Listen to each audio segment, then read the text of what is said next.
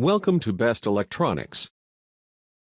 Are you looking for a best blender for milkshakes? Watch the video and get some idea about Best Blender Aston A5200.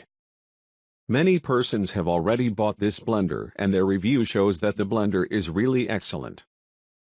This is a high-powered blender that can even heat foods while blending, but don't want to pay a premium price. This blender is designed to do the job without breaking the bank.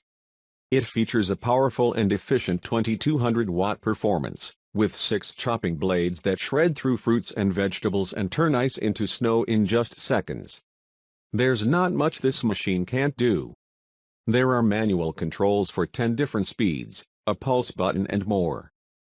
The program settings on this blender start at a low speed and increase to the highest speed for better blending, even when tackling hot soups and sauces. I recommend this blender to everyone because the blender has been tested and is being used by many people all around the world. Item specifics. Capacity, 2L. Blade number, 6. Power, 2200 watt 3 horsepower. Rotation rate, 45,000 RPMs. Controls type, push button. Housing material, plastic. Number of speed settings, 10.